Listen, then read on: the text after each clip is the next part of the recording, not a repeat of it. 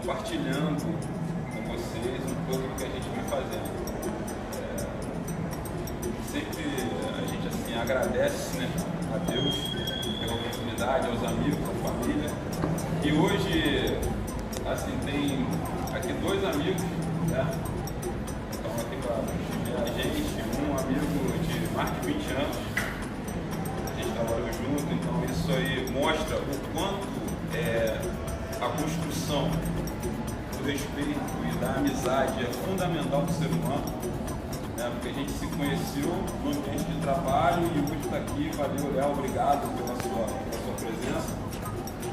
Ricardo, um amigo que a gente fala que é um amigo agregado, que eu conheci em Fortaleza, mas também é um cara com quem a gente tem assim, um diálogo muito legal. E o Júnior, né, que conheceu o trabalho e começou, se empenhou com a gente. Então, para nós, isso assim, é fundamental. Eu estava conversando com a Maria ali, e aí lembrei de uma música dos Novos Baianos, que fala sobre a lei natural dos encontros, né? Que quando você encontra pessoas, você recebe e deixa o outro.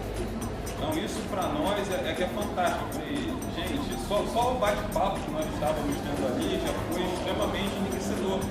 Então já valeu a pena ter saído de casa, ter vindo para cá, já está valendo a pena a viagem, né? Eu tenho tentado aprender a curtir a viagem.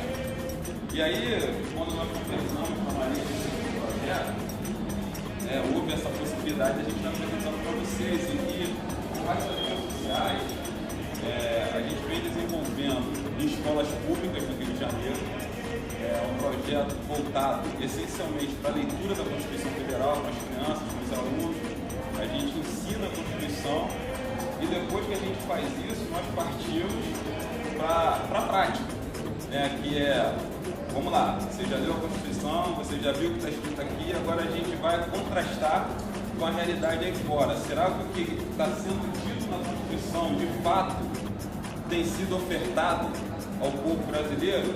E a partir dessa dinâmica, a gente começou a construir esse projeto, tem mais ou menos aí desde 2008, então tem uns 10 anos que a gente vem realizando rachaduras sociais. E assim, você pode me perguntar, por que o nome rachaduras sociais? A Constituição Federal ela tem seus fundamentos e seus objetivos. Dentro dos objetivos da Constituição está lá, construir uma sociedade livre, justa, solidária, erradicar a pobreza, a marginalização, promover o bem-estar de todos. E, sinceramente, quando a gente sai da nossa casa, quando a gente põe o pé para fora do nosso quintal, a gente consegue perceber que está um pouco longe ainda dessa construção. E aí a gente teve essa ideia a partir da própria Constituição, porque a gente viu que estava rachado. A gente viu que ainda não estava sendo ofertado na íntegra aquilo que estava sendo proposto ali, aquilo que estava escrito. Então nós resolvemos começar esse trabalho. E assim, os alunos eles têm a oportunidade, né, como eu já falei, de caminharem conosco. Nós vamos mostrar alguns vídeos aqui das coisas que a gente vem fazendo. A gente faz algumas provocações com as crianças. E dentro dessa lógica, né, como é que o Rachaduras começa a se envolver com a questão africana? Exatamente quando se diz que você tem que construir uma sociedade sem racismo. Você tem que valorizar todos, independente do credo, independente da raça, independente da opção sexual. Todo ser humano tem que ser valorizado. Mas, repetindo, né, o que eu já disse, colocando o pé para fora do nosso quintal, a gente percebe que isso ainda não é uma realidade. Eu costumo dizer, as pessoas já ouviram, a gente trabalha, né, como historiador, e na história a gente tem uma coisa que eu acho que é muito importante ser dito para as pessoas. Da mesma forma que a gente produz o conhecimento, a gente também produz o esquecimento. Produzir esquecimento não é algo por acaso. Você tem um intuito, você tem uma finalidade. Quando você nega às pessoas determinado tipo de acesso a determinados conhecimentos, você está castrando essa pessoa. Você está limitando o raio dela de visão. E aí, a questão africana é uma questão primordial e essencial para a história do Brasil. Eu costumo dizer que você não pode, a gente não vai lançar hoje um olhar rancoroso, de ódio, mas a gente tem que lançar um olhar crítico. E a gente tem que entender que isso é uma verdade, é uma realidade. Você não pode negar que houve escravidão no Brasil. Você não pode negar. Eu lembro de uma professora, ela estava dando aula lá e uma colega nossa, ela queria fazer um trabalho sobre o 13 de maio, na monografia dela, e ela queria contestar o 13 de maio. Não, o 13 de maio está errado, que não sei o quê. E a professora falou para ela, não, o 13 de maio é um marco e ele é fundamental. A gente pode questionar a forma como ele foi feito. A gente não vai questionar o 13 de maio. E a gente sabe que a partir do 13 de maio, a gente saiu de uma escravidão para entrar em outra. A exclusão social é uma realidade no Brasil. Isso você não pode negar. Nenhum de nós pode dizer que o Brasil não é um país excludente, mas a Constituição diz que tem que promover o bem-estar de todos. E aí os meus alunos, os alunos dos colégios onde a gente tem a oportunidade de ir, eles caminham conosco para fazer exatamente esse contraste. Eu pego muito aluno de comunidade, eu dou aula na Prefeitura do Rio também, e alguns colégios estão recebendo esses alunos que moram em determinadas comunidades. E, assim, para mim foi fantástico o dia que a gente pôde caminhar. Não sei quantos aqui conhecem Guadalupe, mas em Guadalupe tem a comunidade da Palmeirinha. Nós fizemos um trabalho na Palmeirinha, a gente pegava os alunos e caminhamos pela Palmeirinha, fotografando a Palmeirinha, falando sobre a realidade. E aí, para eles, o que eu acho que foi assim, mais legal do projeto foi quando nós retornamos para a escola, que as crianças se organizaram para fazer coleta de alimentos e brinquedos. Eles se depararam com aquela realidade e falaram, não, cara, a gente tem que fazer alguma coisa. E aí é outra coisa que nós acreditamos muito, porque não adianta você só reclamar. Para reclamar tem um montão de gente reclamando. Vocês citaram Sartre, na nossa conversa, e Sartre tem uma frase dele que eu acho fantástica. Ele diz que o intelectual que não põe a mão na merda não é intelectual. Você ficar fazendo no gabinete é simples. Você arregaçar as mangas e ir para a rua é que é o complexo. Porque isso gera a construção realmente do conhecimento. Porque você se apropria daquilo que você está fazendo. Essa é a nossa visão, essa é a nossa vontade. Que as pessoas se apropriem daquilo que elas estão fazendo. E com essa questão do racismo, nós entendemos que há a geração de um esquecimento, principalmente no que tange à origem humana. Porque apoiado na teoria, e a gente, vocês conhecem, a maioria das pessoas conhecem tanto a evolução de Darwin ou a teoria da criação, da Bíblia. Tanto uma quanto outra teoria, é o que eu acho muito legal de ser dito, elas partem do mesmo princípio: a humanidade tem a mesma raiz. E se a humanidade tem a mesma raiz, todos nós temos os mesmos ascendentes. Em especial, trabalhando em escola, usando a teoria científica, a gente costuma perguntar para os alunos: quem aqui não é afrodescendente? Aponta um ser humano na face da Terra que não seja afrodescendente. Não existe. Porque segundo a ciência, que eu acho que é bem legal, meu amigo Leopoldino, eu não entendo muito de judô não, Léo. Eu parei aí na faixa verde. Eu cansei desse negócio de judô, eu parei lá na faixa verde. Mas tem uma coisa que eu aprendi no judô, é você usar a força do seu oponente contra ele.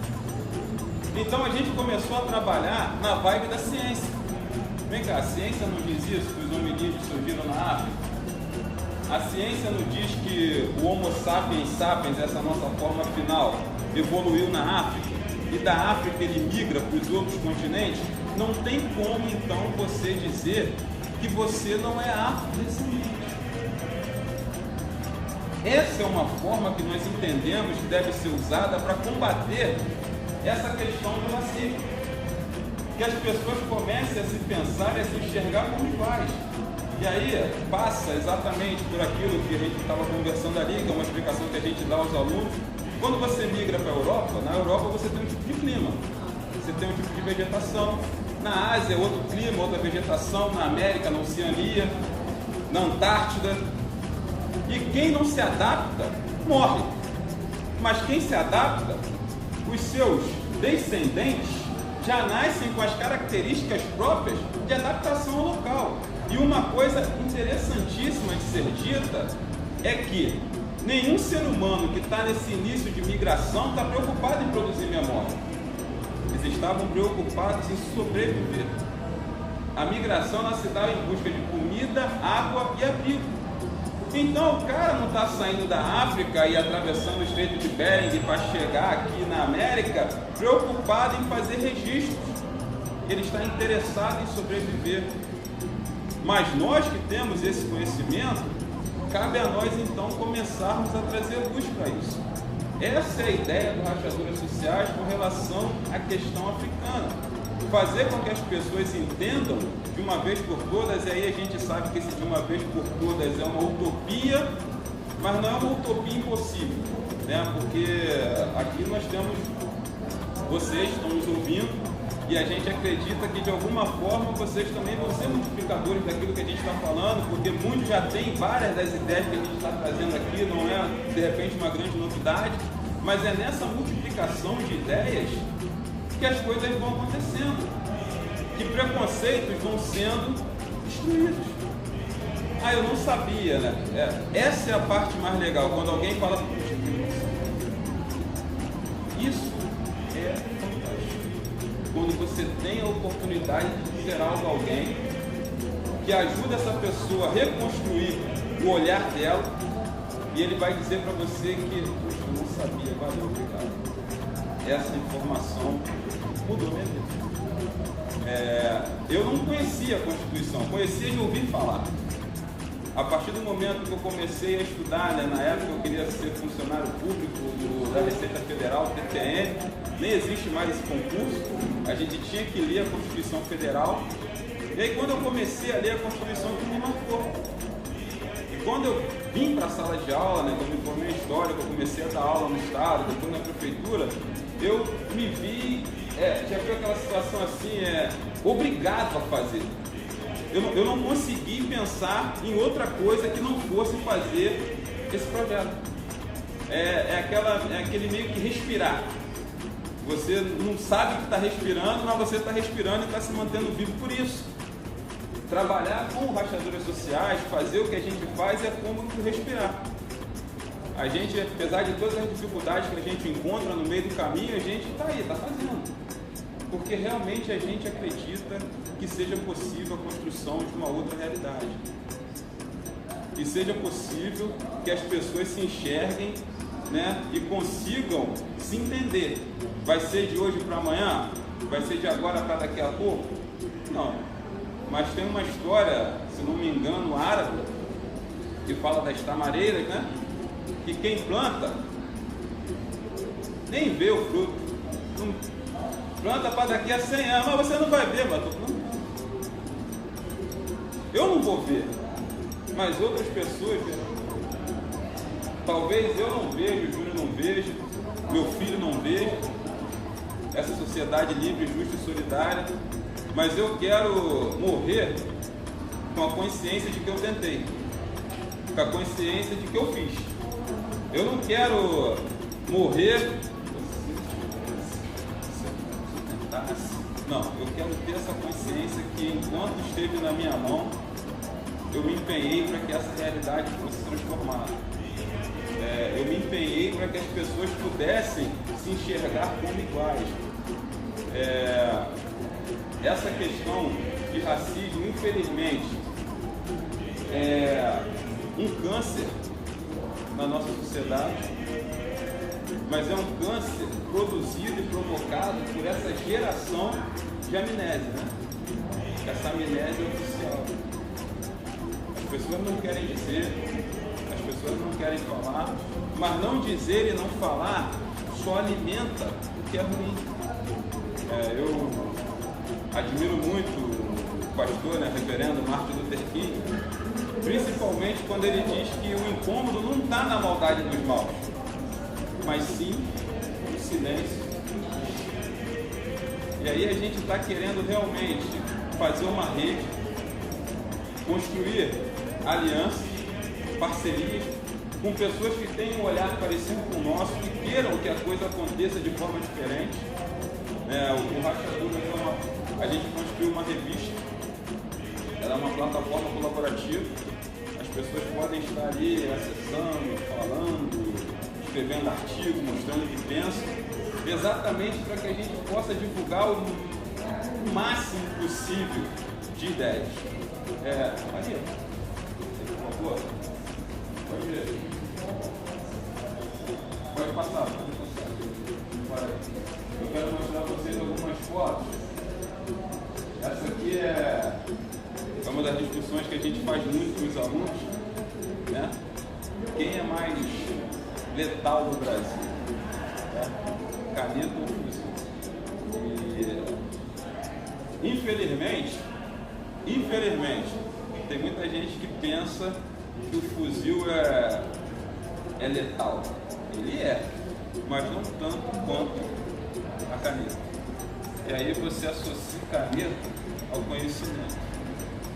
Aqueles que sabem, infelizmente, exercem poder sobre aqueles que não sabem. Então, democratizar o conhecimento é trazer para as pessoas também libertação. Democratizar o conhecimento é permitir que as pessoas tenham uma nova chance. Você se reconstrói a partir desse momento que você democratiza isso. Eu costumo dizer que eu gosto muito do verbo compartilhar quando se trata de conhecimento, porque eu não divido, Eu falo muito para o meu aluno, não vou dividir conhecimento com ninguém, não divido com ninguém conhecimento, porque se eu dividir, vai ficar com uma parte ou com a outra. Agora, se eu compartilho, todos nós teremos igual. As partes serão iguais. Então, essa é a nossa proposta. Essas fotos, foram tiradas num trabalho de campo. Mas pode ir passando. A gente fez com os alunos, tem que ser bom para todo mundo. Aí lá em Guadalupe, eles olharam a calçada e falaram: professor, se tem que ser bom para todo mundo, se a pessoa está na cadeira de roda, ela não pode passar por aqui, vai ter muita dificuldade. E minha mãe com carrinho de bebê. Aí eu achei show de bola, porque eram eles. A partir do momento que a gente estava discutindo, eles começaram a se apropriar disso. Foi muito legal. Essa é a comunidade da Palmeirinha, foi em 2011. A gente fez essa caminhada por dentro da Palmeirinha.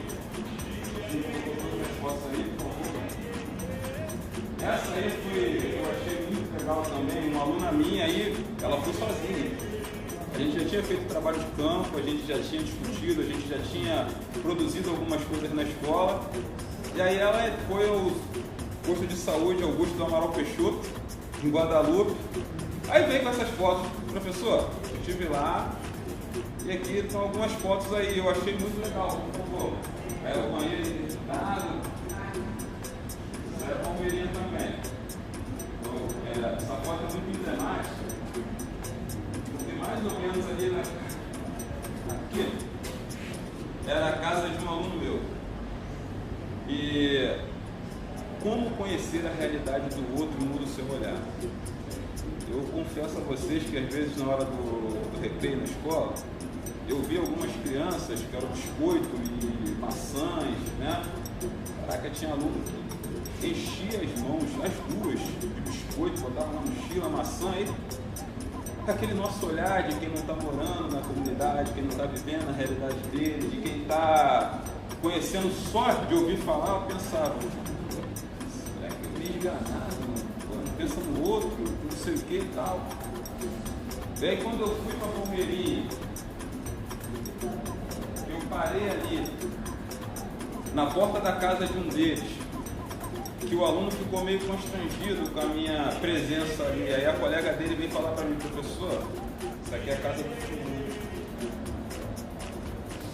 Aquilo ali te rasga e te reconstrói. Ele não liga nada, ele está pensando no irmão dele.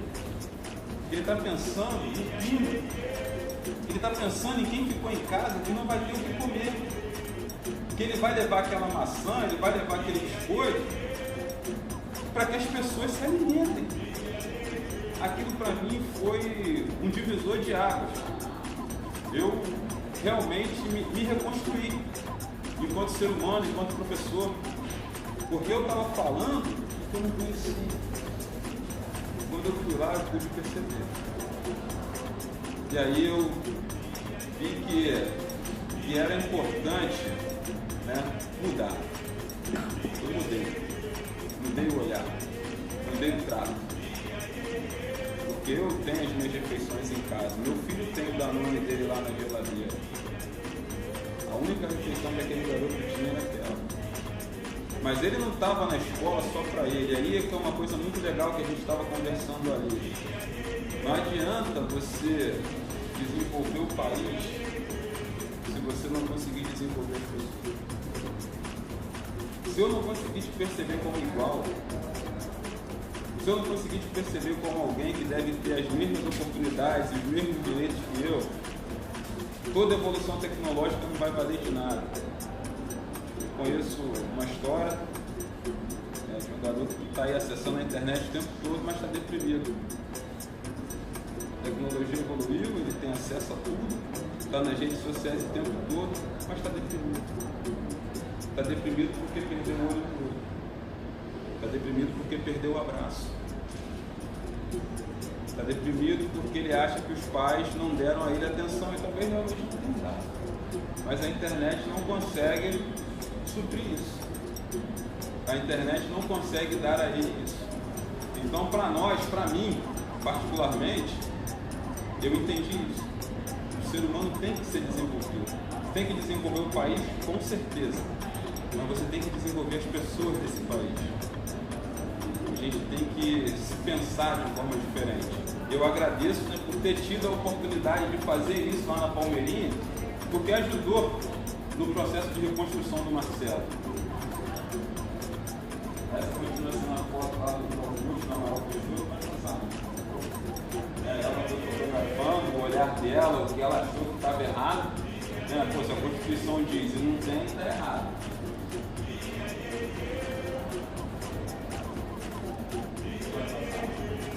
A gente trabalhou também, esse é um vídeo que mostra um pouco do nosso trabalho de campo.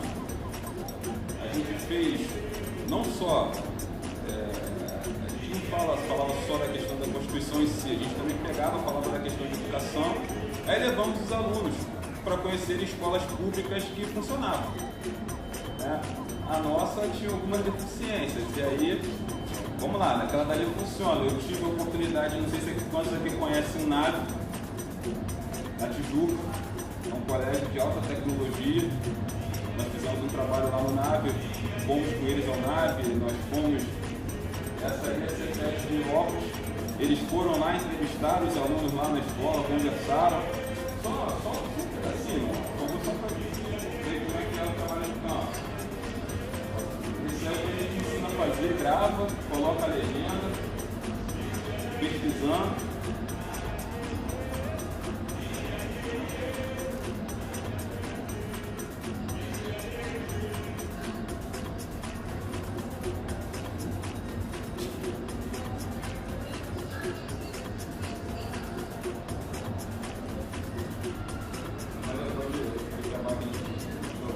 Mas é só para que vocês tenham noção do que a gente faz, né? Voltando a Sartre, não adianta só falar. Se você não for lá e der o exemplo, tem um ditado que diz que o discurso, né, convence. Por exemplo,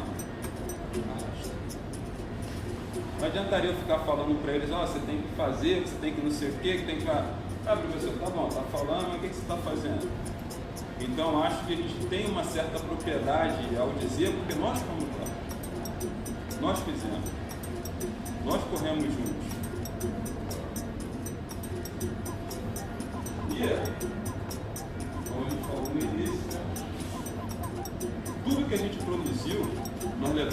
dentro da escola. Essa é a nossa intenção de o seguinte, eu acho que é escola. Essa é a nossa ideia também. E aí é o nosso site, né? A nossa revista colaborativa. A gente está agora desenvolvendo também um projeto voltado para a área cultural. A gente já conversou com a Maria, porque tem muita coisa que as pessoas não têm acesso ou por desconhecerem. A área executiva, então assim, eu promovia campanhas de marketing, trabalhava com finanças, gestão de pessoal e confesso que eu era uma pessoa muito altruísta. E aí um amigo meu me apresentou ele, disse que ele estava querendo informatizar o projeto dele e eu trouxe para ele a ideia de fazer um site para que a gente pudesse ter um contato mais próximo com as pessoas, os alunos e tudo mais.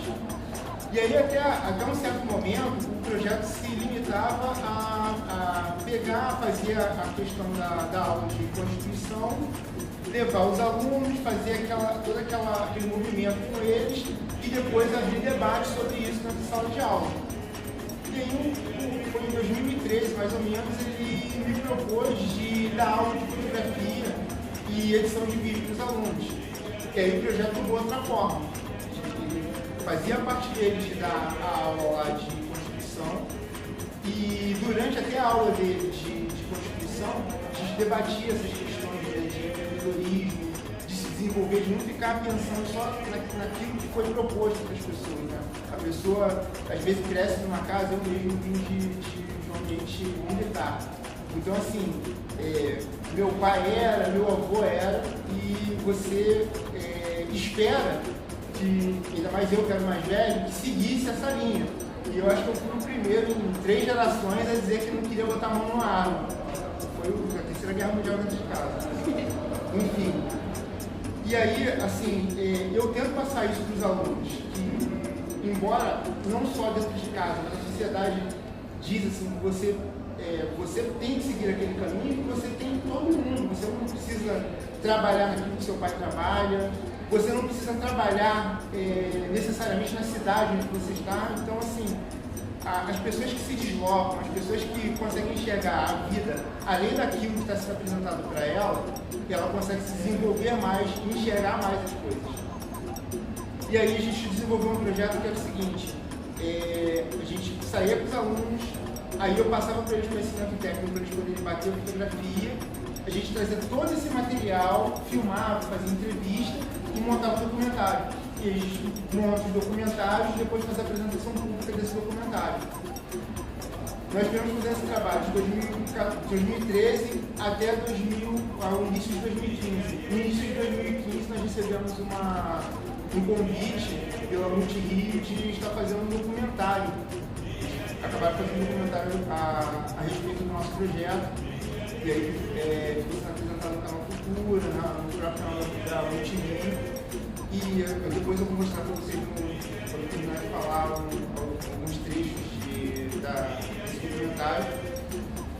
E é legal porque, assim, uma coisa que é um pensamento particular meu, que a maneira, o Marcelo fala muito sobre a questão de ensinar, de compartilhar e educar.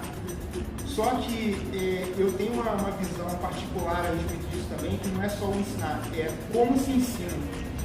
Uma coisa que eu debati bastante com o Marcelo, com relação a dar aula para os alunos, é de a aula não ser aquela coisa unilateral, o professor aqui, os alunos distantes, e ir passando informação para os alunos e o aluno, a gente não tem ideia do que passa pela cabeça do aluno. E aí, a primeira coisa que eu faço, quando a gente, no primeiro dia de aula, é perguntar para os alunos, aqueles que querem estar ali. Quem não quiser, a gente entra em contato com outros professores que estejam com aulas curricular, não tira nota de ninguém, e a gente afasta as cadeiras e faz uma mesa redonda. Entendeu? Então, assim, eu falo a respeito de alguma coisa, o Marcelo fala a respeito de outra coisa, e na sequência já é questionado o aluno para forçar ele a pensar.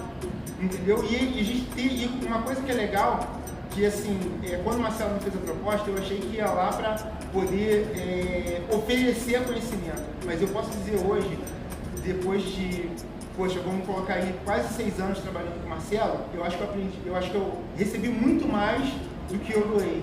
Porque cada aluno que você passa uma informação é um mundo diferente, entendeu? Às vezes eles estão no mesmo município, mas a realidade de vida deles e até o olhar deles a respeito da mesma situação é muito ímpar.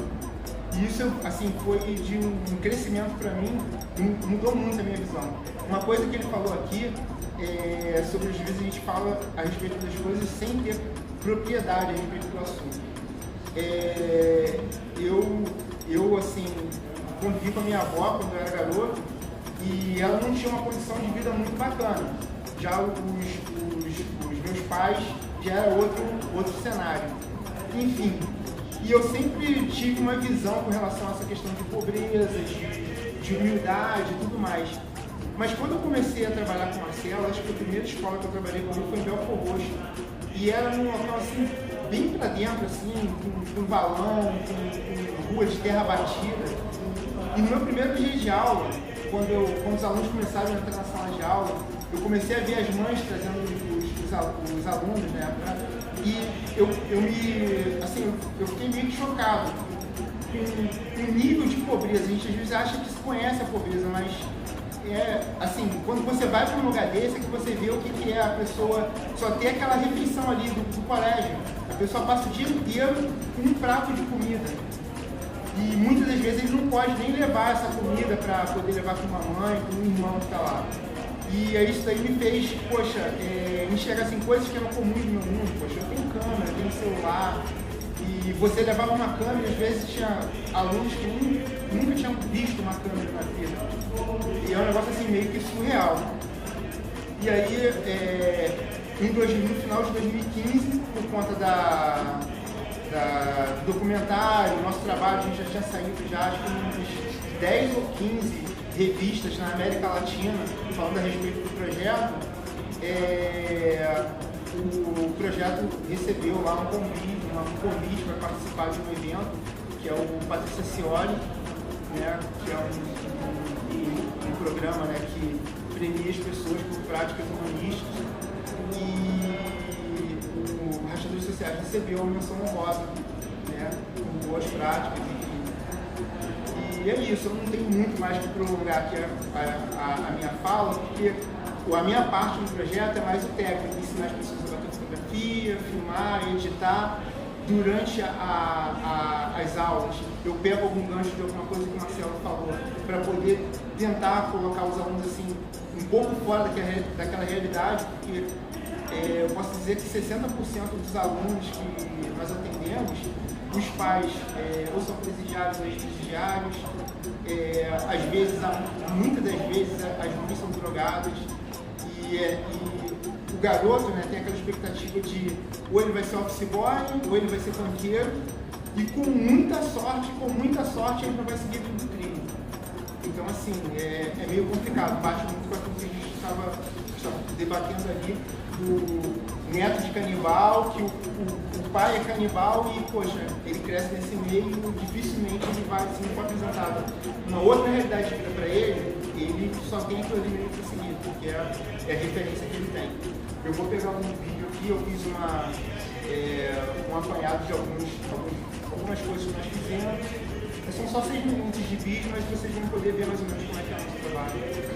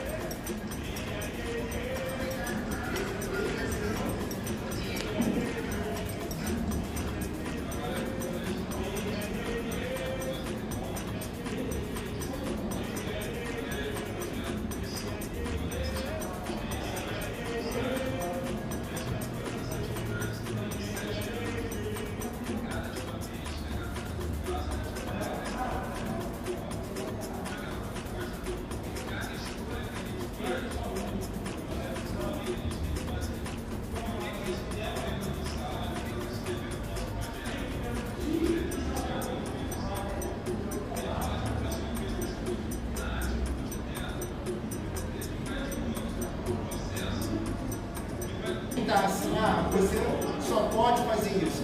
Não, você pode fazer tudo o que você quiser. Muitas das vezes as pessoas, como a senhora mesmo disse, né, dizem pra gente que a gente só pode fazer aquilo ali.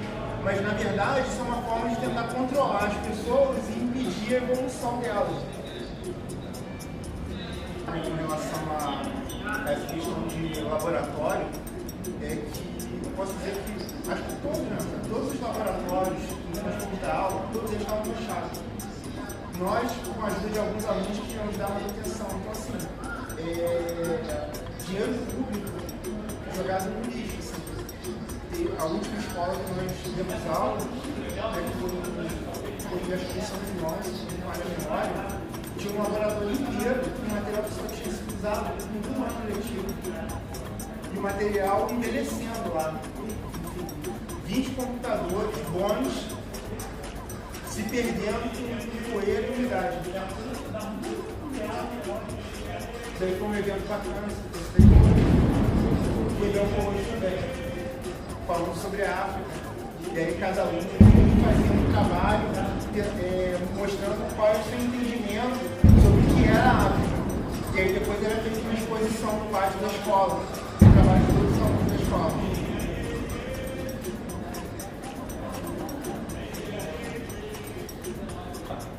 Vai tentar achar ali o último vídeo, que foi uma campanha nossa de racismo.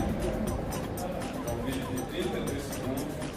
Tá? Então, depois, se alguém tiver alguma pergunta a respeito do projeto, é só fazer.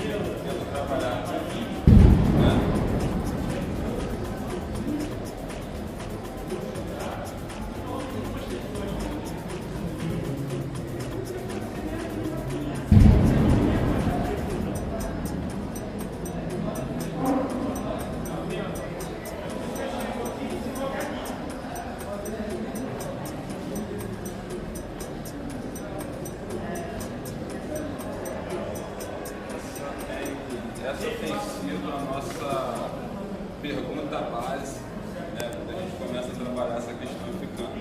Quem não é? Apresenta um ser humano que não seja. Não tem. Seguindo a lógica, né, como eu falei ali do meu amigo Del, que ajudou, né, seguindo a lógica da ciência, apoiado por ela, apresente um na face da terra que não seja afrodescendente. Não vai conseguir apresentar.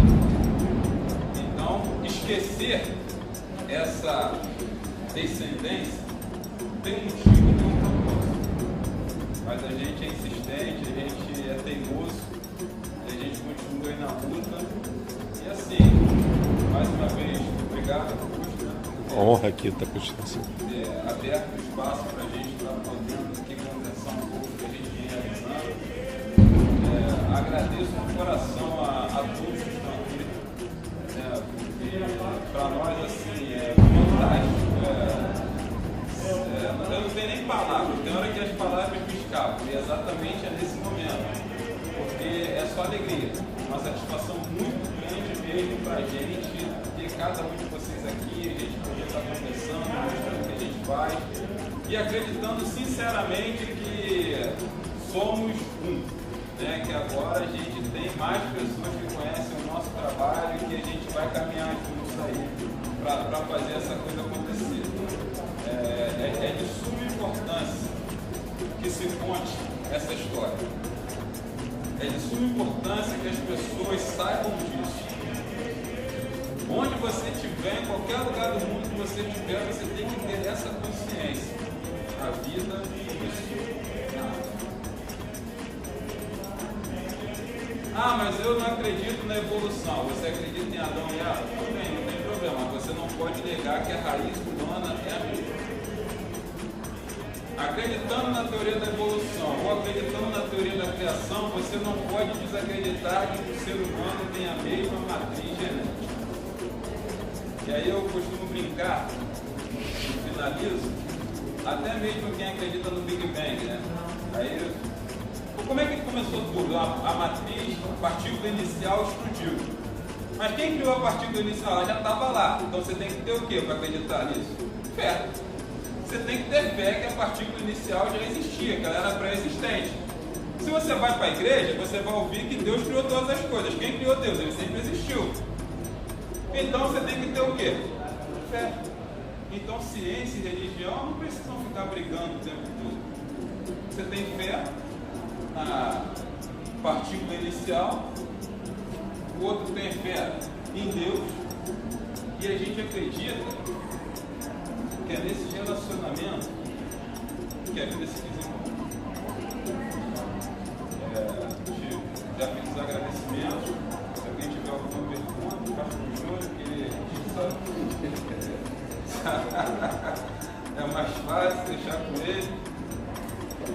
Esse projeto já ganhou autonomia, né? Pelo que eu entendi, né? Ele começou como essas ideias começaram nas suas aulas de história, provavelmente, né? Mas parece que esse projeto já ganhou, né, autonomia, e esse projeto está dentro da escola também, é isso? Sim, a gente continua realizando na escola e, assim, a autonomia dele, a autonomia fica realmente na rede social. Né? As pessoas têm livre acesso à revista e aí podem estar postando, fazendo. E a gente se desloca, né? Esse ano mesmo agora a gente se deslocou, nós fomos para Comendador Soares, para fazer uma oficina lá em Comendador Soares. Então a gente recebe o convite e vai. Né? Agora na internet é livre, as pessoas têm acesso mesmo, podem postar. A gente tem a nossa política de privacidade lá. Determinados assuntos a gente não trata diretamente, até por conta da nossa saída com as crianças para a rua, então é uma forma de preservá-las e de nos preservar também, mas na internet é bem livre. E assim, na escola que eu leciono, eu faço, e naquelas que me convidam. Na escola que você leciona, você trabalha dentro da sua turma de história. Sim, mas aí a gente, por exemplo, que muitas das vezes você tem que cumprir uma grade ali. Né? Então você não pode, durante as suas aulas, você desenvolver, você tem que pegar, né? Aí fora da minha aula a gente vai para o contraturno da escola para poder realizar, exatamente para que o aluno não tenha nenhum problema na grade dele lá, curricular. O seu sentimento, como foi a recepção da escola? No primeiro momento, eu acredito que você tenha apresentado esse projeto para a escola, enquanto diretor e tal. Como é que eles receberam isso e como é que eles olham para isso hoje? Esse feedback tem para a diretoria isso? Assim, desde o primeiro momento que nós apresentamos a ideia, né, eu posso falar para você assim, que alguns professores parceiros, né, e a gente tinha uma certa dificuldade às vezes que a direção da escola não dava aquele suporte que a gente gostaria que tivesse. Mas aí você tem os amigos e os amigos caminhando contigo, a coisa fica mais fácil, porque é de suma importância dizer isso. Não teria como fazer tudo isso se a gente não tivesse suporte, se a gente não tivesse parceiros de caminhada, pessoas que acreditam na ideia e vêm com a gente. Hoje, depois de tudo que a gente fez, as pessoas recebem com muito mais facilidade. Porque eu nem falei, o Júnior falou, eu nem falo muito, que a gente ganhou prêmio, que documentário, a gente tem uma certa quantidade de pessoas que acessam a nossa revista lá por mês e tal. Então isso, querendo ou não, traz peso. Você está falando, mas aí não ganhou tal. Então hoje a receptividade é muito mais tranquila. Mas num primeiro momento, assim, eu até falava muito com a diretora da minha primeira escola, na prefeitura, a diretora abraçou, veio com a gente e pronto, tem que ser muito honesto. Né? Na escola do estado a gente já encarou um pouco de dificuldade, eu até reclamava muito com a direção da escola, mas hoje, depois de tudo que aconteceu, aí a nossa receptividade é bem tranquila. E assim, apesar de todo o problema, eu acho que a gente tem que ser grato em que sentido?